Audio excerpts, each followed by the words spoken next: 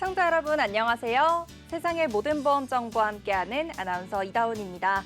저희 프로그램에서는 보험을 준비하는 과정에서 생기는 작은 고민부터 과도한 보험료로 걱정하시는 분들이 한 분도 계시지 않을 때까지 보험에 관한 고민과 궁금증을 함께 풀어보고 있습니다. 저희 프로그램은 카카오TV와 네이버TV, 유튜브를 통해서 시청하실 수 있고요. 유튜브 검색창에 NBNTV 검색하시면 실시간 방송으로도 참여하실 수 있습니다. 아울러 본 방송은 정보 제공을 위한 방송입니다. 보험 서비스 및 상품 판매와 중개에는 관여하지 않습니다. 보험 불만 제로, 이제 본격적으로 시작해 보도록 할 텐데요. 오늘은 세 분의 전문가 나와 계십니다. 전문가님 안녕하세요. 안녕하세요. 안녕하세요. 네, 보험은 요리랑 같습니다. 시청자님들께서 요리를 하실 때 어떠한 재료를 가지고 어떠한 조리 방식을 선택하시냐에 따라서 이 음식이 맛있는 음식이 될 수도 있고 맛이 없는 음식이 될 수도 있잖아요. 보험도 마찬가지로 어떠한 특약을 가지고 어떻게 구성한지에 따라서 시청자님들한테 올바른 보험이 될 수도 있고 불필요한 보험이 될 수도 있습니다. 오늘 이 시간 최상의 특약들로 최선의 보험을 만들어 드리겠습니다. 보험 셰프 김진수입니다. 안녕하십니까. 이제 보험계의 선생님, 보험계의 정석, 보험 전문가 맹석호 전문가라고 합니다. 반갑습니다. 누구인가? 누가 보험을 잘못 가입하였어? 네, 보험의 과거와 현재 그리고 미래를 보는 눈, 보험계 궁예 정석현입니다. 네, 오늘도 세 분의 전문가님들과 인사 나눠봤습니다. 이제 본격적으로 오늘의 칭찬보험들 확인해 보도록 할 텐데요. 오늘 첫 번째로 칭찬받을 보험은 어떤 보험인지 화면으로 먼저 확인해 보시죠.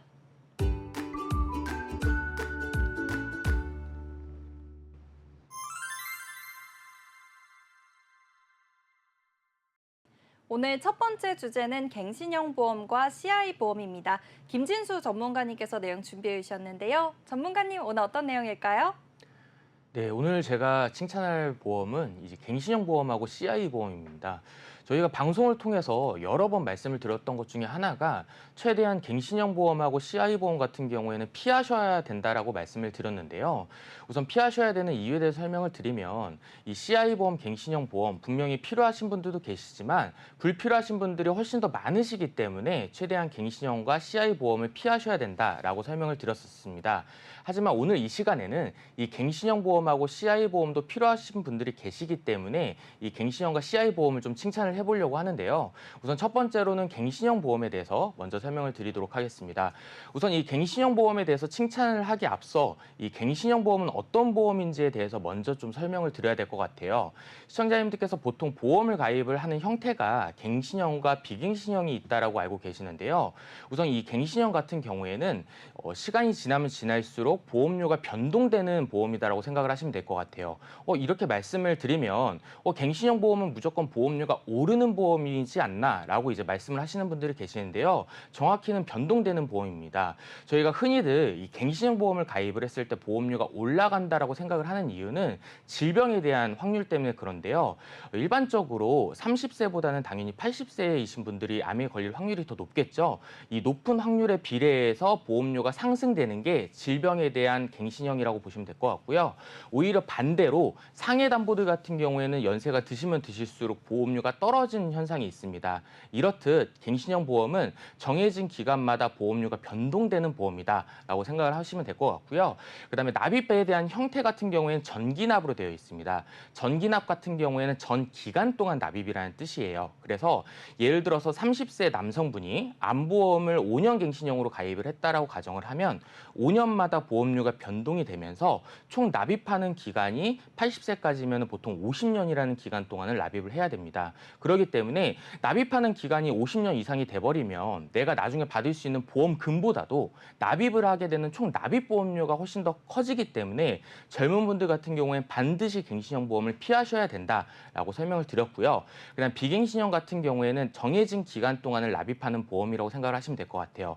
시청자님들께서 보통 이제 건강보험들 가입을 하실 때 20년나 100세 만기 상품을 가입을 하잖아요. 이렇듯 비갱신형 같은 경우에는 20년 동안 정해진 기간만을 납입을 가입을 하고 보험료에 대한 변동이 없는 상품이다라고 생각을 하시면 될 것 같습니다. 근데 제가 앞서서 이 갱신형 보험에 대해서 칭찬을 한다고 말씀을 드렸잖아요. 갱신형 보험이 이제 필요하신 분들은 크게 두 가지가 있는데요. 첫 번째 같은 경우는 이제 연세가 많으신 분들입니다. 연세가 많으신 65세 이상이신 분들 같은 경우에는 이 비갱신형 보험을 가입을 하기에는 내가 납입한 보험료하고 나중에 받을 수 있는 보험금에 대한 차이가 큰 차이가 나지 않습니다. 그렇기 때문에 비갱신형에 대한 부분은 보다는 갱신형 보험에 대해서 가입을 하시는 게 더 유리하신데요. 제가 표를 한번 가지고 와봤습니다. 65세 남성 기준으로 암진단비 1,000만 원씩을 가입을 했을 때 갱신형과 비갱신형에 대한 내용인데요. 우선 비갱신형 같은 경우에는 암진단비 1,000만 원을 보장을 받기 위해서 매달 납입하시는 보험료가 4만 원 정도를 납입을 하셔야 됩니다. 이렇게 되면 20년 동안 총 납입 보험료를 계산을 해본다라고 하면 무려 960만 원이라는 돈을 납입을 하셔야 되는데요. 나중에 1,000만 원을 보장을 받기 위해서 960만 원을 납입을 하시는 것은 보험으로서의 효력이 거의 없다라고 보시면 될 것 같아요. 반면에 갱신형 같은 경우에는 1,000만 원을 보장을 받기 위해서 납입하시는 보험료는 27,000원이고 총 납입 보험료를 보시면 640만 원으로 상당히 비갱신형보다는 저렴한 금액으로 가입을 할 수가 있습니다. 그렇기 때문에 연세가 많으신 분들 같은 경우에는 반드시 비갱신형보다는 갱신형 보험을 가입을 하시는 것을 좀 권유를 드리도록 하겠습니다. 네, 좋습니다. 이렇게 비갱신형이 필요한 첫 번째 경우에 있어서는 고연령인 경우를 예시로 들어주셨는데요. 근데 방금 전에 말씀하실 때 두 가지 경우가 있다고 말씀해 주셨어요. 그럼 두 번째 경우는 어떤 경우인지 설명 부탁드리겠습니다. 네, 두 번째 경우는 일단은 전제 조건이 하나 있어야 됩니다. 기본적으로 내 건강보험이 비갱신형으로 다 토대가 준비가 되어 있는 상태에서 추가적으로 보완했을 때 이 갱신형을 활용하시면은 매우 유익하게 이제 가져가실 수가 있는데요. 가장 대표적인 케이스가 가족력이 있으신 분들이라고 저는 꼭 말씀을 드리고 싶어요.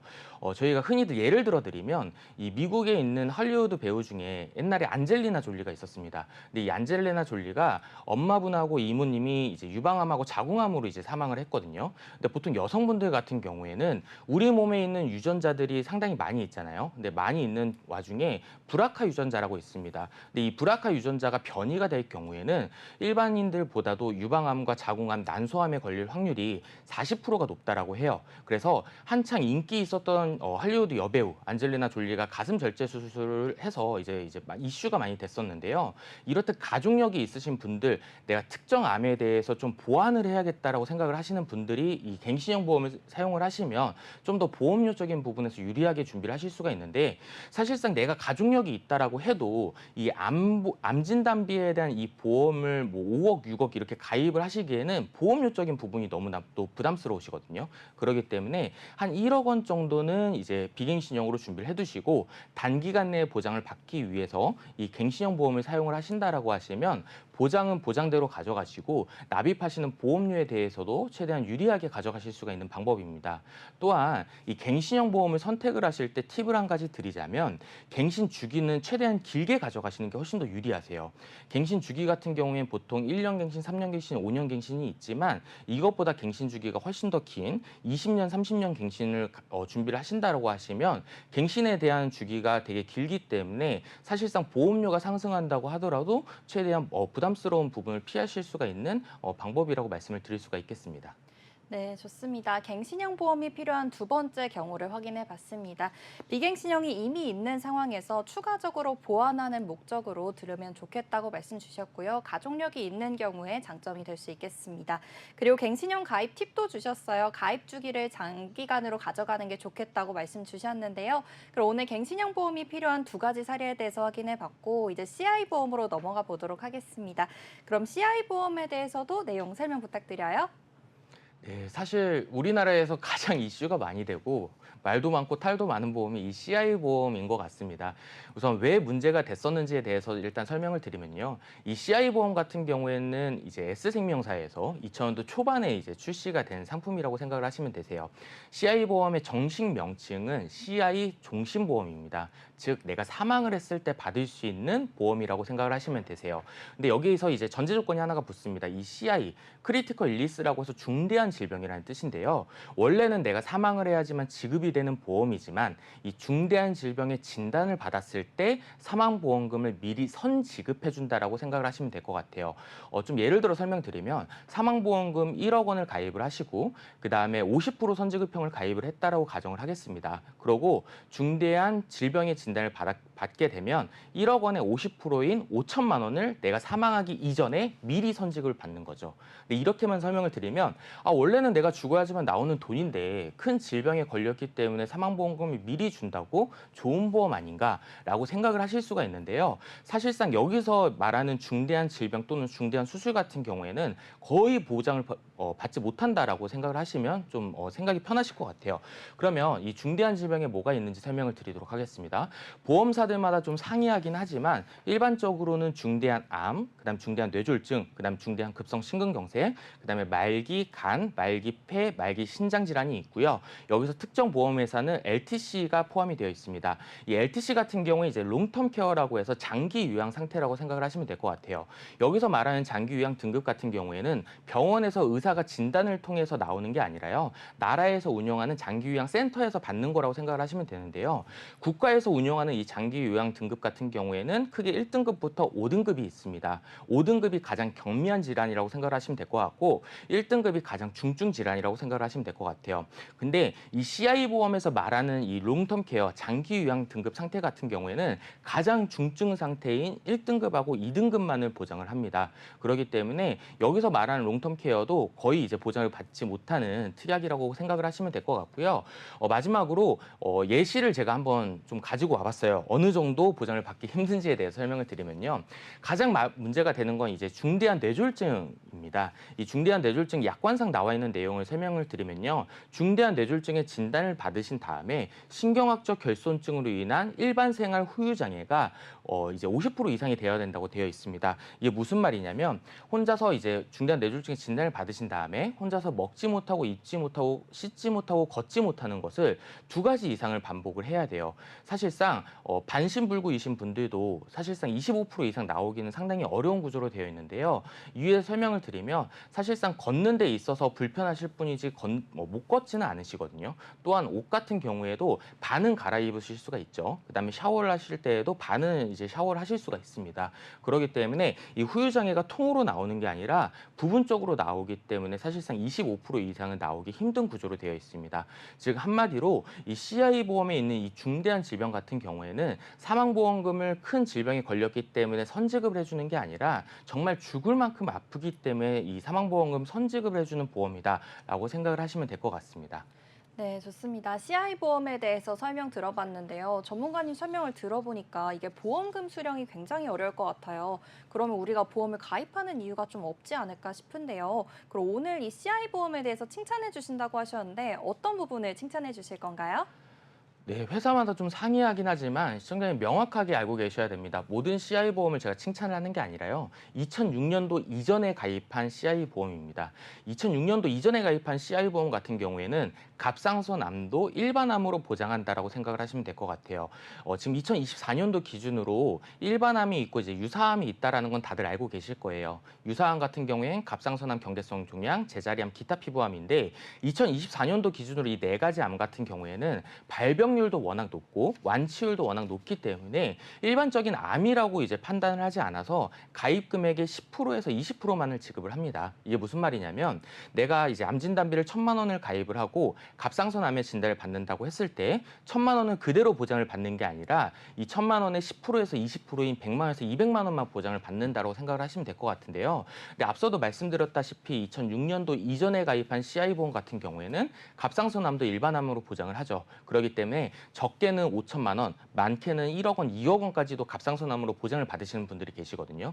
그렇기 때문에 이 2006년도 이전에 가입하신 CI 보험, 내가 CI 보험에 가입해서 안 좋은 보험에 가입을 했다라고 너무 상심하지 마시고 보험을 꼭 유지를 하시는 것을 권유를 드리겠고요. 그다음에 마지막으로 이 CI 보험에 대해서 또 잘못 알고 계시는 부분 중에 하나가 나중에 이제 연금 전환까지 이제 생각을 하고 계시는 분들이 계세요. 근데 CI 보험이든 종신보험이든 절대로 연금 전환을 하시면 안 됩니다.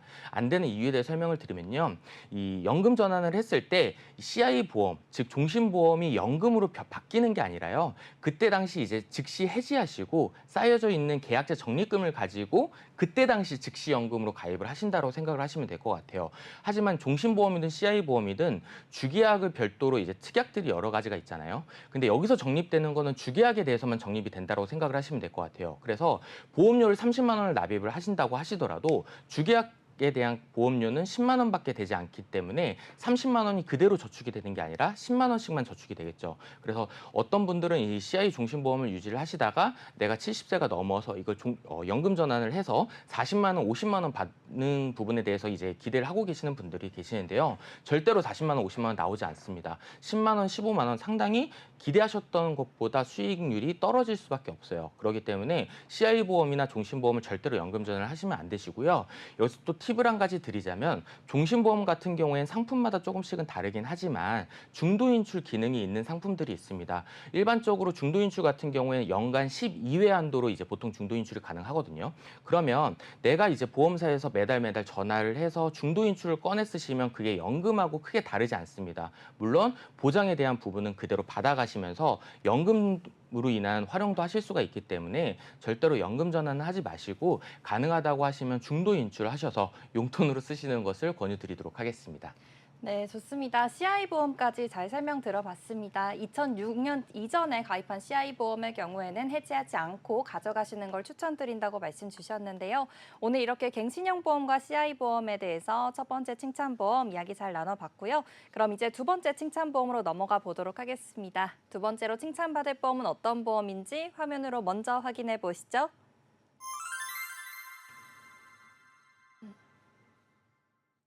오늘 두 번째로 칭찬받을 보험은 2대 혈관질환 보험입니다. 맹석호 전문가님께서 내용 준비해 주셨는데요. 전문가님, 정확히 2대 혈관질환이 어떤 보험인가요? 네, 일단 먼저 이대 질관 형합보험은 이제 이대 질환은 이제 뇌와 이제 심장에 관련된 이제 보험이라고 볼 수 있는데요. 보통은 이제 많은 분들이 이제 뇌와 심장 하면은 급성 심근경색과 이제 뇌출혈 이런 걸 좀 많이 생각하고 있는데 이런 것들이 좀 많이 가입되어 있어요. 어떤 거냐면 이제 방금 말씀드렸던 이제 뇌출혈 아니면 급성 심근경색 아니면 조금 더 보장이 넓은 뇌졸중 이런 것들이 있는데요. 먼저 왜 이 이대 질병 보험이 중요한지에 대해서 먼저 말씀드릴 필요가 있는데요. 이 이대 질병 같은 경우에는 암 다음으로 우리나라에서 이제 2위, 3위를 이제 차지하고 있는 이제 질병이기 때문입니다. 이제 뇌에 관련된 질병은 이제 혈관 문제가 이제 발생해서 뇌혈관의 이제 뇌경색과 뇌출혈이 일어나는 거고요. 이제 심장에 관련된 거는 급성 심근경색 그리고 이제 심장 질환 등이 있는데요. 먼저 제가 앞서 말씀드렸다시피 오래전부터 이제 가입한 상품에는 보통 이제 뇌졸중, 뇌출혈 아니면 급성 심근경색에 대한 이제 보험 특약에 대해서 많이 가입이 되어 있는데요. 예전과는 좀 다르게 요즘에는 이제 질환들이 좀 일찍 발견이 되고 치료율도 많이 높아져서 이제 사망률도 많이 낮아졌기 때문에 예전에 비해보다는 이제 주로 이제 뇌졸중, 뇌출혈, 이제 급성 심근경색보다는 이제 좀 더 보장이 넓은 뇌혈관이나 이제 심장 질환 같은 이제 허혈성에 관련된 그런 거를 담보를 조금 추가하시는 게 좋겠습니다. 그래서 뇌혈관 담보를 이제 가입하게 되면은 위에 말씀드렸던 뇌졸중과 뇌출혈의 담보 이제 들어가는 것에 모두 보장이 되기 때문에 심장 질환도 이제 좀 더 급성 심근경색보다는 좀 넓은 보장 범위인 이제 허혈성이나 심장 질환에 대해서 준비를 하시는 게 조금 좋겠습니다. 네, 이미 가입되어 있는 2대 혈관질환 보험에서 뇌출혈이나 아니면 급성 심근경색보다 보장 범위가 넓다는 말씀 주신 것 같은데요. 그러면 뇌혈관이랑 허혈성을 넣고 가입을 해도 좀 중복으로 보장이 가능한 건지 이 부분에 대해서도 말씀 부탁드립니다. 네, 맞습니다. 일단 뭐 말씀을 드리자면 중복으로 보장이 됩니다. 그래서 앞서 말씀드렸다시피 뇌혈관이랑 이제 뭐 뇌졸중, 뇌출혈 등 여러 가지 특약이 이제 예전부터 가입이 되어 있으시다고 하면 이게 모두 다 중복으로 이제 보장이 가능합니다만 뇌출혈 이제 진단을 받으시게 되면 뇌졸중이나 뇌혈관에 관련된 이제 보장은 이제 보장받지 못하기 때문에 뇌출혈과 이제 새로 준비하는 이제 뇌혈관 진단비를 같이 준비를 하시는 것이 좀 더 효율적이라고 볼 수 있고요. 하지만 이제 중대 질병이고 좀 보장 범위가 좀 넓다 보니까 이제 가입 금액이 조금 비싼 편입니다. 그래서 만약 이제 현재 이제 뇌와 심장 담보가 좀 아예 가입되어 있지 않다면 뇌혈관이나 이제 심장 질환, 허혈성에 관련된 걸 담보를 이제 준비하시는 게 맞고요. 기존에 이제 뇌출혈, 뇌졸중이나 이제 급성 심근경색이 준비되어 있다면 기존 것을 유지하시면서 뇌혈관이나 이제 심장 질환을 새로 추가하시는 것이 조금 더 효율적이고 이제 좀 보험을 준비하시는 데 도움이 많이 된다고 말씀드릴 수 있겠습니다. 네, 좋습니다. 이대 혈관 질환 보험을 가입할 때 우선 보장 범위를 꼼꼼하게 확인해 보시는 게 좋겠고요. 그러면 어떻게 가입을 해야지 우리가 좀 보험금을 저렴하게 준비를 할 수 있을지 이렇게 저렴한 방법 말씀 부탁드리겠습니다. 네, 그래서 제가 이제 앞서 이제 표를 좀 준비를 했는데요. 이제 표를 보시게 되면 이제 보험을 좀 가입할 때 중요한 것은 이제 보험료도 좀 중요하겠죠. 근데 이제 보험료 납입 여력에 따라서 이제 좀 결정하셔야 되는데요. 이제 오랫동안 유지하시는 것이 이제 보험을 가져가시는데 가장 좀 효율적이다라고 이제 말씀드릴 수 있겠습니다. 그래서 이제 갱신형과 이제 비갱신형이 있는데요. 어떤 거를 좀 준비하셔야 될지 좀 고민이 좀 많이 되실 것 같으세요. 제가 좀 지금 당장 바로 말씀드리자면 이제 보험료를 생각해서 갱신형 딱 준비하셔가지고 비갱신형보다 이제 조금 갱신형이 보험료가 저렴하기 때문에 이제 갱신형으로 준비하신 분들이 좀 많이 있으십니다. 하지만 네, 갱신형 같은 보험은 갱신 주기에 따라 이제 보험료가 계속 천차만별로 오르고 이제 계속 죽을 때까지 이제 보험료를 내야 되기 때문에 오래 유지한다고 만약에 가정을 하면 시간이 지날수록 비갱신형보다 갱신형 보험이 조금 더 보험료를 많이 부담하게 되고 점점 더 비싸지고 부담이 될 수밖에 없습니다. 그래서 납입 구조를 이제 생각할 때 이제 좀 나이가 좀 젊으시고 하시다면 갱신형보다는 비갱신형으로 좀 준비하시는 것을 많이 권장해 드리는 편입니다. 또 한 가지 첨언을 하자면 과거에 이제 보험을 가입을 하시는 분들 비갱신형 하면 딱 두 가지를 크게 떠올리셨던 것 같아요. 2000년도 초반만 해도 이제 순수 보장형이 있었고 그다음에 만기 환급형 보험이 있었거든요. 근데 비갱신형 보험을 좀 더 저렴하게 가입을 하실 수 있는 제가 팁을 한 가지 드리자면 과거에는 이제 순수 보장형과 만기 환급형 두 가지밖에 없었다라고 하면 이 순수 보장형에서 조금 변화돼서 업그레이드된 보험에 대한 형태가 있습니다. 이게 뭐냐면 무해지환급형과 저해지환급형 보험인데요.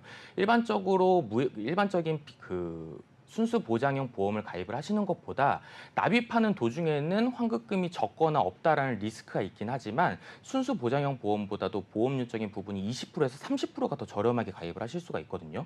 그렇기 때문에 젊으신 분들 비갱신형 가입을 하시는 것은 무조건 맞다라고 말씀을 드리고 싶고 비갱신형을 가입을 하실 때에는 일반적인 순수 보장형보다는 무해지환급형을 선택을 하시는 게 보험료를 훨씬 더 절감하실 수 있는 방법인데 제가 앞서 말씀드렸던 20% 30%가 크게 느껴지지 않으실 수도 있어요. 예를 들어서 10만 원에서 30% 저렴하다고 하면 7만 원이기 때문에 그래봤자 한 달에 3만 원 저렴한 거 아닌가라고 생각을 하실 수가 있는데 보험은 상당히 장기간 동안 납입을 하시는 상품이잖아요. 그렇기 때문에 매달 3만 원씩 1년 계산하면 36만 원이고 이걸 다시 20년으로 계산을 하면 거의 700만 원이 되는 돈이거든요. 그러시기 때문에 젊으신 분들 비갱신형 꼭 준비하시되 일반적인 순수 보장형보다는 무해지환급형이나 저해지환급형으로 준비를 하시는 것을 다시 한번 권유드리도록 하겠습니다. 네, 좋습니다. 이렇게 조언에 대해서도 잘 들어봤고요. 다시 넘어와서 이제 나이가 많으신 분들에 대해서도 이야기 나눠보겠습니다.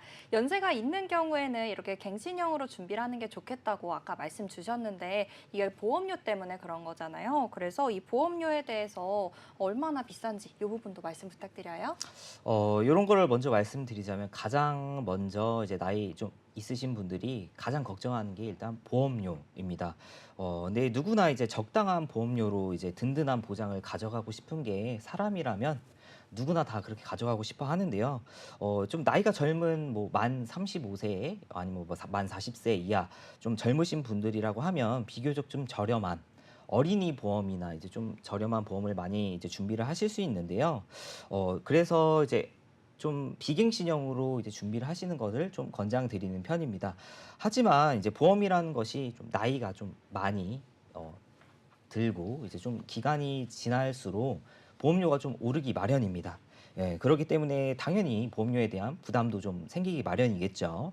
그래서 보험 가입 금액은 이제 정작 좀 늘려가면서 이제 소득은 좀 적어지고 하시는 중장년 이제 노년층 분들은 뇌혈관이나 허혈성에 대한 이제 진단비를 좀 준비하시기에 좀 많이 이제 부담도 되고 이제 가입 금액이 좀 높은 이제 부담이 되는 것보다 뇌출혈이나 뇌졸중, 급성 심근경색 같은 좀 담보가 좀 낮은 거를 준비하는 게 좀 효과적이지 않냐, 그런 게 좀 맞냐, 이런 말씀을 많이 하시는데요.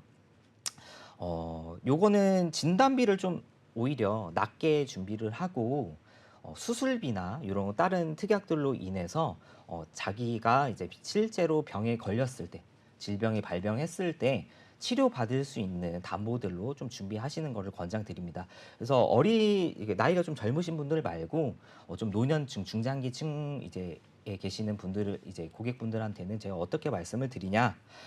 이제 비싸다고 해서 담보 금액을 좀 낮춘다든지 이제 뭐 진단비를 조금 이제 뇌출혈이나 이제 급성 심근경색 같은 좀 보장이 많이 안 되는 걸 하기보다는요, 수술비와 진단비를 적절히 좀 섞어가면서 충분하게 좀 넣으시면서 갱신형으로 20년 또는 30년 이렇게 좀 가입하시는 걸 좀 권장드리고 있고요. 갱신형을 하면 이제 보험료가 좀 많이 오른다. 추후에 보험료가 많이 오른다라는 이제 말씀을 많이 하시는데 비갱신형의 이제 비싼 보험료를 유지 못해서 이제 중간에 해지를 하시는 것보다 이제 그래도 갱신형으로 20년, 30년을 준비하셔가지고 오랫동안 가져가시는 것이 좀 유리하다고 말씀드릴 수 있겠습니다. 네, 좋습니다. 연세가 있으신 분들의 경우에는 이제 수술비와 진단비를 적절히 섞어서 가져가시는 게 좋겠다고 조언 주셨고요. 그리고 마찬가지로 갱신 주기가 긴 갱신형을 가져가는 게 좋겠다고도 조언 주셨습니다. 그러면 이대 질병에 대해서 우리가 보험 실제로 가입한다고 할 때 좀 오늘 꿀팁에 대해서도 말씀 부탁드려요. 꿀팁이라고 이제 좀 말씀을 드리자면 이제 아까부터 좀 계속 강조를 했던 건데 좀 젊으신 분들이라고 하면 이제 기본적으로 이제 뇌혈관이나 심장 질환에 관련된 담보 부분은 기본적으로 한 3천만 원 정도는 준비하라고 이제 말씀을 드리는데요. 좀 비교적으로 보험료가 저렴하고 이제 나이가 젊으신 분들에게는 이제 초기에 발견해서 이제 치료를 받으시고 이제 하셔야 되기 때문에 진단비 같은 거를 이제 좀 추천을 드리고요. 그래서 비교적 아까 말씀드린 뇌졸중이나 뇌출혈, 급성 심근경색보다는 좀 더 보장 범위가 넓은 심장 질환이나 뇌혈관 담보를 이제 진단비를 한 3천만 원 정도 준비해 주시는 것이 좋다고 이제 말씀을 드릴 수 있겠고요. 아까 말한 중장년이나 이제 노년층 분들에게는 이제 보험료가 이제 부담이 되실 수도 있기 때문에 갱신형으로 준비하시는 것도 중요하지만 조금 진단비와 수술비를 적절히 섞어가면서 보험료 납입 능력에 따라 뭐 진단비 1,000만 원, 수술비 2천만 원, 아니면 진단비 2천만 원, 수술비 1,000만 원 정도 이렇게 준비하셔가지고 계속적으로 이런 거를 좀 변동성 있게 준비하시면 되겠습니다.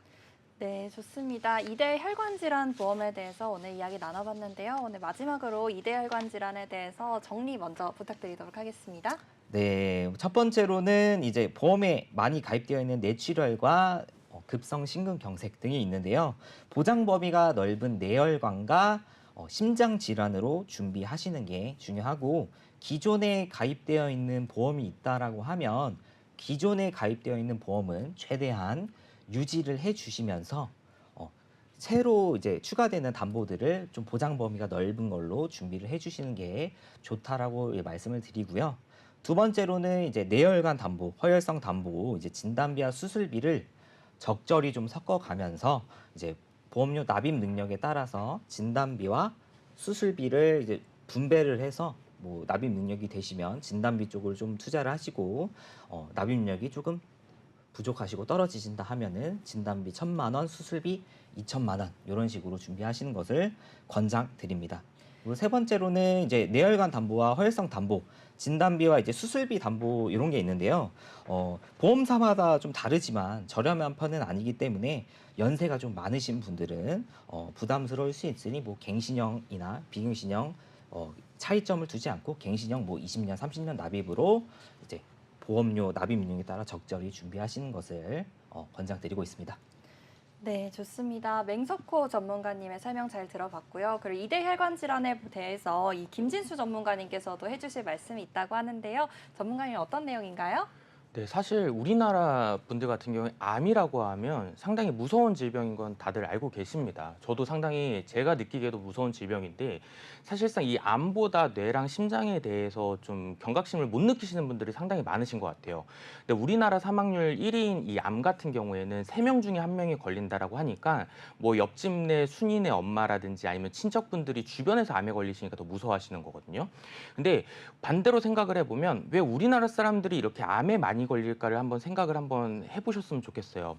우리나라 분들이 암에 많이 걸리는 이유는 이제 한식을 주로 이제 섭취를 하시기 때문에 나트륨이라든지 아니면은 뜨거운 국물을 먹었을 때 위랑 식도에 이제 무리가 가는 부분들이 많이 있어서 일반 서양보다는 훨씬 더 암에 발병될 확률이 높거든요. 근데 오히려 반대로 서양 분들 같은 경우에는 암에 대한 사망률이 1위가 아니라 질병으로 인한 사망률 1위하고 2위는 뇌하고 심장이라고 합니다. 이유는 아무래도 서양 분들 같은 경우에는 우리나라보다 훨씬 더 기름진 음식을 이제 주식으로 삼으시는 분들이 많이들 계시잖아요. 하지만 지금 우리나라 같은 경우에 물론 베이스는 이제 한식으로 다들 섭취를 하시지만 가면 갈수록 기름진 음식들을 더 자주 드시고 더 많이 드시게 되거든요. 그렇기 때문에 10년 사이에 뇌라든지 심장에 대한 진단율, 그다음에 사망률이 10년 전보다 40%가 늘었다라고 합니다. 그렇기 때문에 암보험, 암 무섭죠. 암보험 무조건 가입을 하시는 건 맞지만 암하고 비슷하게 뇌랑 심장에 대한 부분도 꼭 준비를 하시는 것이 이 3대 질병에 대해서 잘 가입을 하시는 방법이라고 꼭 말씀을 드리고 싶습니다. 네, 좋습니다. 김진수 전문가님의 설명까지 잘 들어봤고요. 그럼 두 번째 칭찬보험은 여기서 마무리하도록 하겠습니다. 다음으로 칭찬받을 보험은 어떤 보험인지 화면으로 먼저 확인해 보시죠.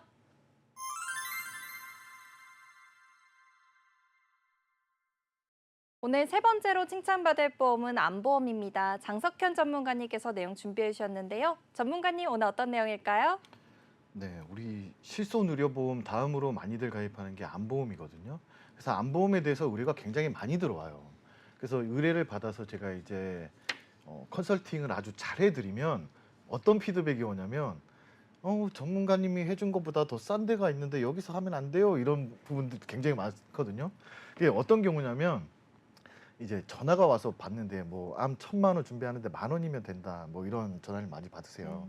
그래서 제가 안내해드린 것보다 훨씬 더 저렴하니까 이게 더 좋겠지라고 생각을 하시는데 우리나라에 있는 암보험은 암보험이란 이름은 있지만 이 암에 대한 분류가 다 다릅니다.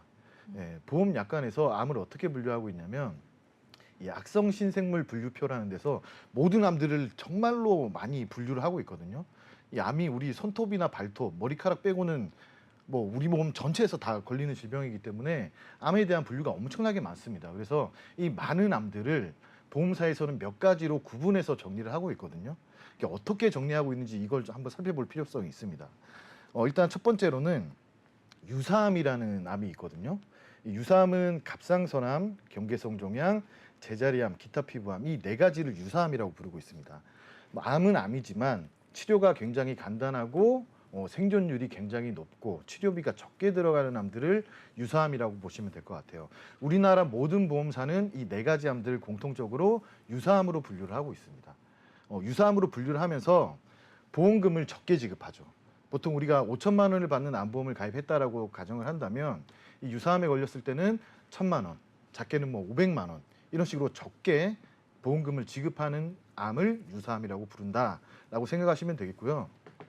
그 다음부터가 문제예요. 유사암은 모든 보험사가 똑같다고 말씀드렸잖아요. 그런데 이 나머지 부분에서 이 암 분류가 좀 달라질 수가 있습니다. 일단 첫 번째로는 소외감이라는 게 있어요. 이 소외감에는 어떤 게 들어가 있냐면 대부분 남성분들, 여성분들 생식기 암들이 들어가 있다고 보시면 되겠습니다. 유방암이나 난소암, 자궁암, 남성분들 전립선암, 그리고 대장전망내암, 그리고 비침습 방광암 이런 생식기와 관련된 암들이 소외감으로 분류가 되어 있습니다. 그 다음에 뭐 고외감이라고 해서 우리가 뭐 뼈나 혈액이나 이런 데서 생기는 암들을 이제 고외감으로 분류를 하고 있는데 통상적으로는 이 소외감이나 고외감을 다 통틀어서 일반암으로 부르거든요. 그러니까 일반암 안에 이 소외감, 고해감이 다 포함되어 있는 이 보험을 선택하셔야지 가장 보장 범위가 넓다라고 생각하시면 되겠습니다. 그래서 우리가 보험증권에 보시면 일반암 진단비, 가로치고 소외감 제외 이런 특약들이 있거든요. 이런 특약들은 뭐냐면 소외감에 걸렸을 때는 보험금 지급 안 한다는 거거든요. 네. 그래서 이런 걸 한번 잘 살펴보셔야 돼요. 이 암에 대한 분류가 소외감이 빠져 있는 것들은 당연히 보험료가 저렴할 수밖에 없고 그다음에 갱신형 상품들이 많거든요. 저렴한 보험들은. 그래서 갱신형인지 이런 분류에서 소외감이 빠져 있는지 그리고 또 뭐 다른 부분들 요즘에는 이 소외감 말고도 다른 것도 빼고 또 하는 것들이 굉장히 많기 때문에 이 일반암안에 유사암을 제외한 나머지 모든 분류들이 일반암에 속해져 있는지 아닌지 이 분류를 한번 정확하게 살펴보시는 게 가장 중요하다라고 좀 말씀드릴 수 있겠습니다. 네, 좋습니다. 암 분류에 대해서도 확인해 봤고요. 암 보장 범위에 대해서도 확인해 봤습니다.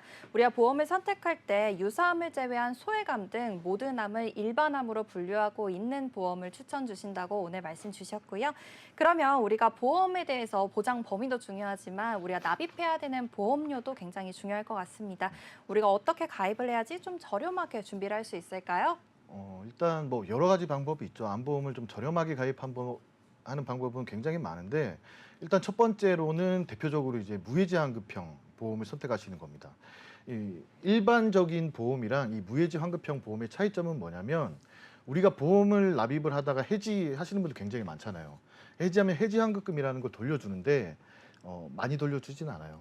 원금의 한 20% 가입한 네. 연수에 따라서 이 해지환급금을 돌려주는데 많은 냈던 금액을 다 돌려주는 건 아니거든요.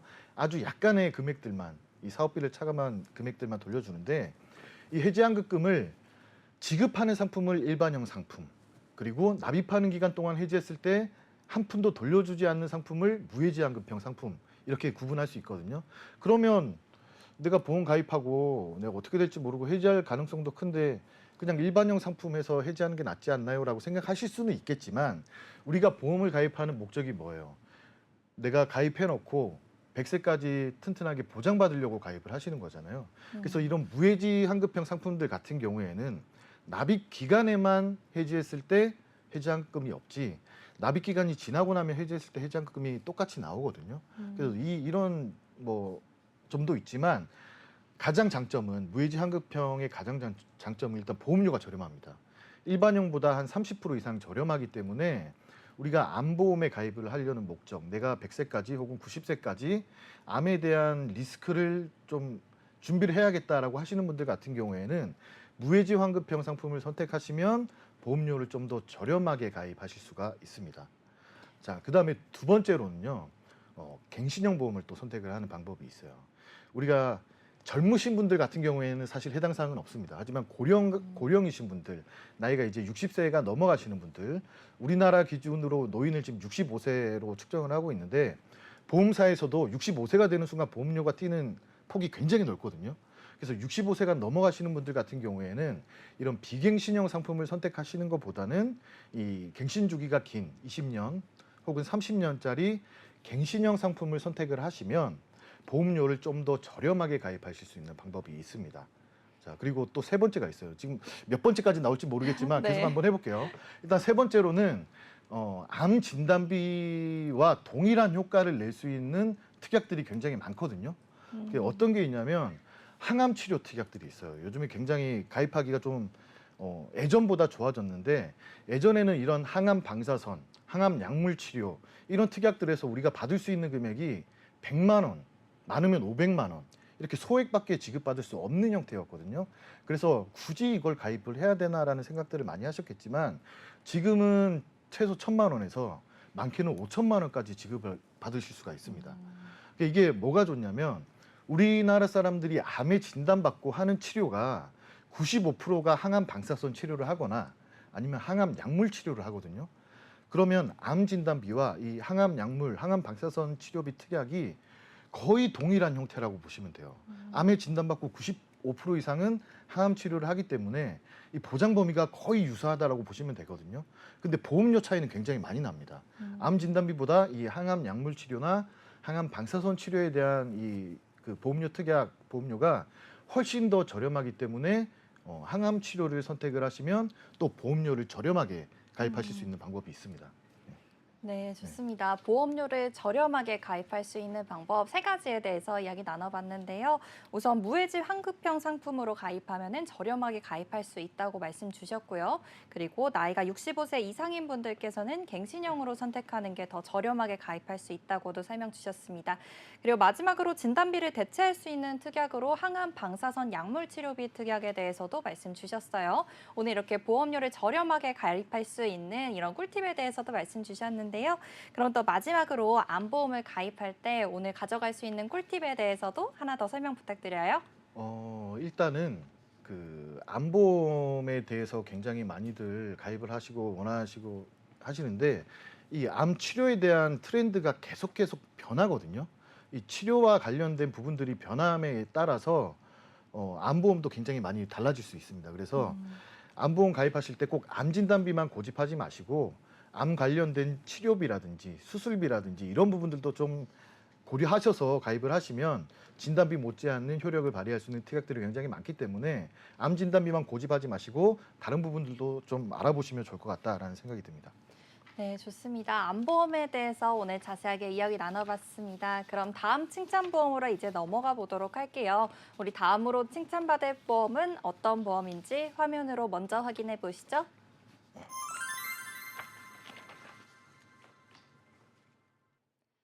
오늘 네 번째로 칭찬받을 보험은 치매보험입니다. 마찬가지로 장석현 전문가님께서 내용 준비해 주셨어요. 전문가님 어떤 내용인가요? 치매라는 질병이 안 고쳐지고 있어요. 네. 네, 왜 그런 줄 알아요? 글쎄요. 치매를 발병하는 원인이 정확하지 않아서 이 원인을 모르기 때문에 치료도 거의 불가능하다라고 보시면 되거든요. 그래서 그만큼 한 번 걸리면 다시 회복되기가 굉장히 힘든 질병이고 그리고 다른 질병들은 아프긴 아프지만 이 내가 살아온 기억들은 갖고 있잖아요.